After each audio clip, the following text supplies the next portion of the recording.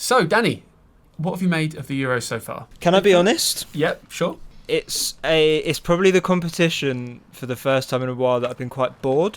Really? Well, the whole thing or just England? Probably a lot of it. Wow. I think it started quite well. Okay. I liked the Spain-Croatia game. I liked the Germany-Scotland game. A lot of draws.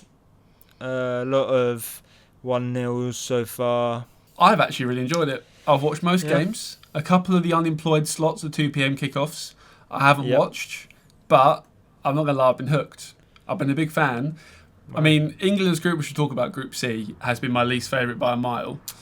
I mean... Yeah, are you in agreement that it probably is one of the easier groups to be in? Yeah, I would say so, because like Romania have been good, Georgia have been good, like England, Austria. Denmark, Slovenia, Serbia have all been pretty bad.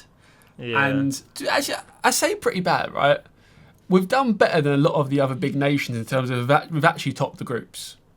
Topped the groups, 2 clean sheets, 1 goal conceded, but only 2 goals scored against those What have teams. you made of our performances in those 3 games? Ignore the opposition. Ignore them completely. Yeah, ignoring the opposition. alone. I think I'd start off by saying, when you look at the players that we brought, very attacking, very full of energy, very creative. Yep.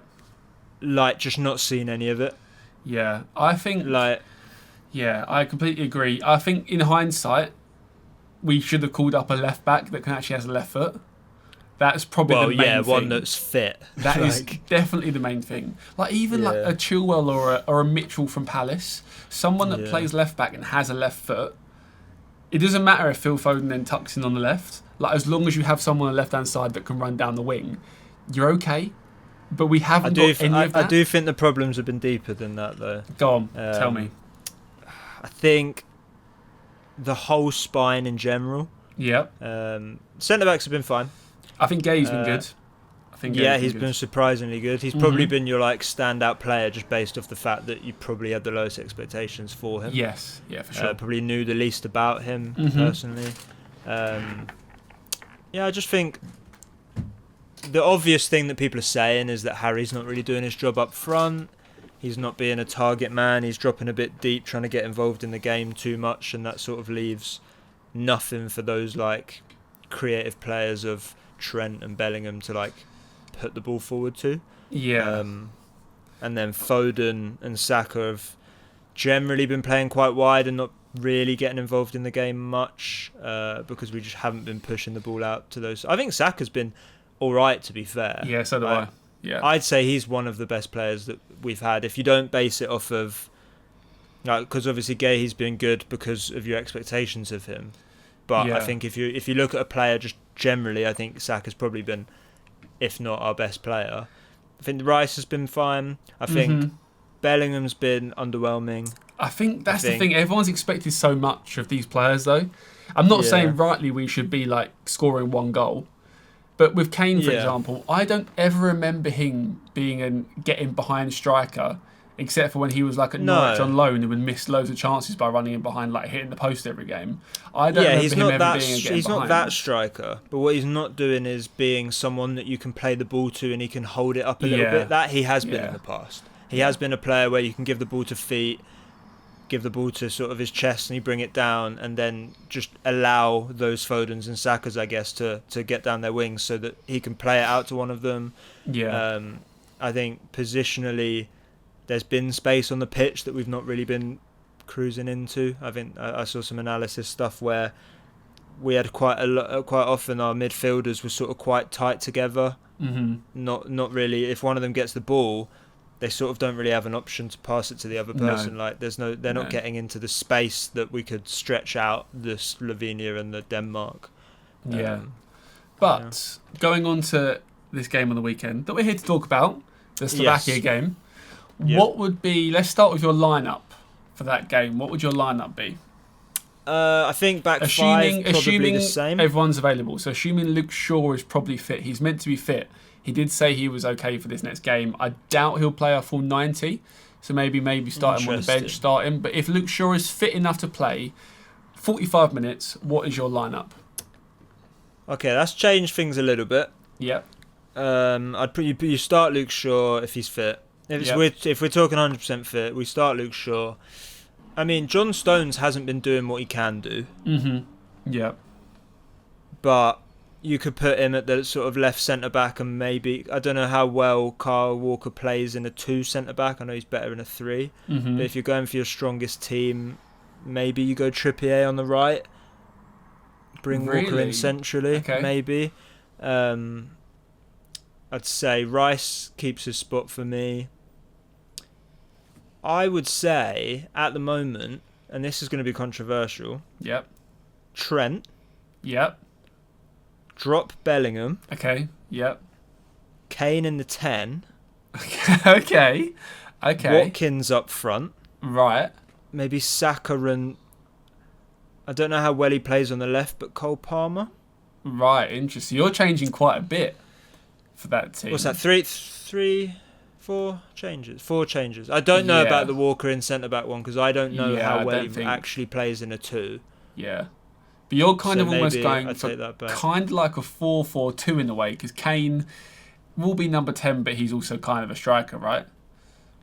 Yeah, basically like a sit behind some. Yeah. Ollie's the guy who's going to be, because he did it against Denmark and he looked good, he looked sharp, he looked like our only big opportunity to get a winner.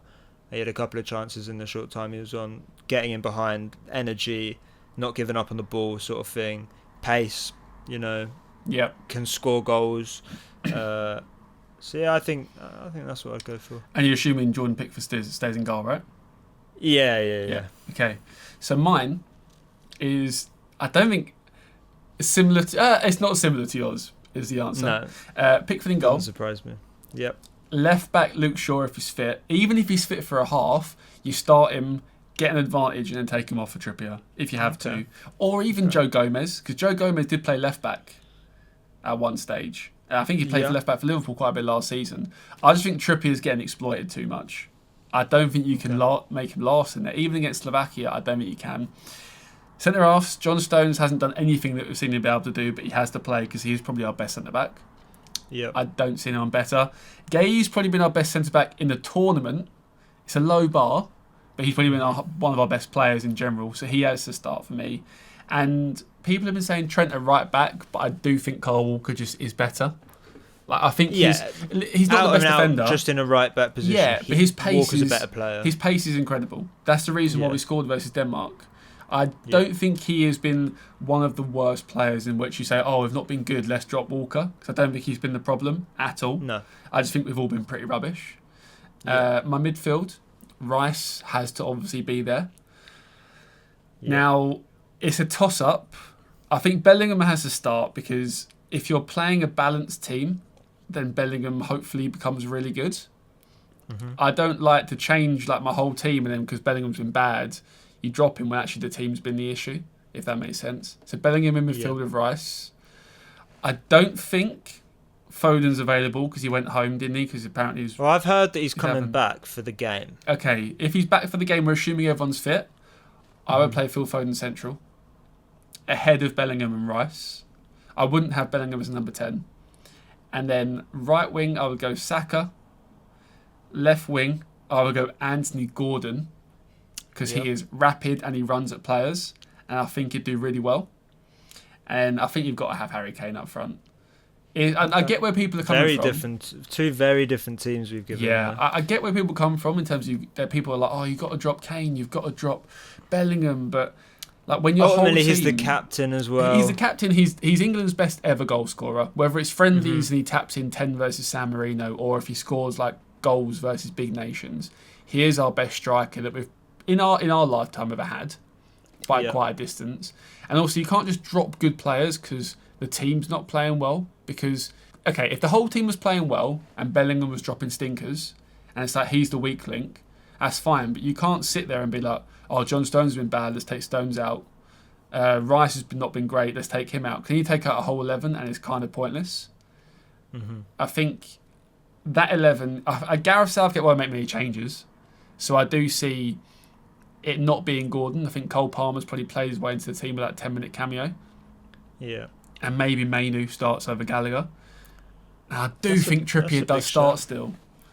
I do think she'll be a start. But apparently Slovakia, I'm no tactical master, but they apparently play a really high line, and their right back is like 37 years old, according to Twitter. So he could be like 20. It could be a lie. But if that's the case, you play Gordon at right and left wing and just get him to run at an OAP for 90 minutes and hope. But any of those players that you can play in the left position can do that. Yeah, just not Foden. Because Foden turns inside all the time. Yeah. He's not going to get down the wing and put crosses in. He did a couple crosses, but they're a bit from deep rather than getting to the bar. I didn't see a single player take on his man last game. And apart from Gordon, who, bearing in mind, he did run it off the pitch when he done it, but at least he tried. Yeah. Do you know what I mean?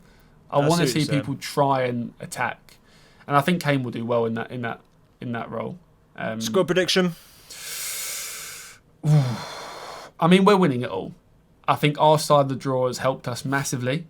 But can I just say, people are saying England are lucky that we're on this side of the draw. We finished top. It's teams like France and those nations finish second are the reason why we're in a nice side of the draw. If everyone done their job, we'd be in a tough side still. And no one else but us has done their job. I think we're going to win it all. I think we're going to see a different mentality, hopefully. I'm hoping for a different mentality. 2-0. Comfortable 2-0 win. 2-0 is my prediction as well. Okay, not really going out of second gear. Hopefully we won't need to, but we can't underestimate any team at this stage. I'm going for a Harry Kane brace. Wow. That's what I'm going for. I'm going no Harry Kane goal. Wow. Maybe an assist or two. Okay. I think Saka scores a lot of goals for England if you look back. In terms of the goal score, he's the second highest goal scoring player in the current squad for England. So I'd put him in there. I think that's correct. Yeah. Correct me if I'm wrong. Saka's getting one, and I would say if Bellingham plays, he's probably going to get a goal. I think 2-0. I don't think we're conceding. I think ultimately our problems, I don't think, have been at the back. I think we've been all right. 2 clean sheets, as we said. As a question to leave to everyone in the comments to answer, and to you briefly, Sam. Oh, okay. Do you think that Jude Bellingham is overrated? Now, a little bit of context is that a lot's been going around at the moment that I've heard that people from Britain don't watch Bellingham game in, game out, and never really have done. We don't watch every Bundesliga game. We don't watch every La Liga game. We hear when he's scoring last-minute winners, and we hear that he's top goal scorer and all these things, but I can't say that I've seen it because I've not watched these full games, but I've heard he can go missing in those leagues as well, maybe in a similar fashion to what he has done for England over the last 3 games, or 2.5 games, I guess. What is your opinion on that? I've never seen a La Liga game for him. I've never watched a full night in La Liga since he's been at Madrid. I've only ever seen a Champions League game, and he ghosted. He has ghosted. I agree with what you say. I've only ever gone off what people have said online or when the news say he scores. I couldn't tell you how good he's been for Real Madrid on average. I don't think he's overrated. I think he's a little bit overhyped. But he's very highly rated. So I think he's overhyped a little bit. Yeah. Because if you're looking at Ballon d'Or contenders, we've been spoiled that Ronaldo and Messi have been so good. Maybe that is the new bar for the Ballon d'Or. Like having some standout games but not being consistently exceptional. Whereas Ronaldo and Messi would drop 9s every week. Yeah. Maybe the new Ballon d'Or is you drop 9s once a month. And that might be the difference in Bellingham. You never know. Possibly. Let us know in the comments your opinion on that. How do you think England are going to get on? What's your country? How are they getting on? Are they in? Are they out? Are they shaking it all about? It's big questions that we need to ask ourselves. Hope you guys enjoyed. And let us know if you want us to do more of these in the comments below. Hope you guys enjoyed. Subscribe if you're new around here. Leave a like. And of course, like Danny said, comment, all that good stuff. Hope you enjoyed. On that note, Auf Wiedersehen.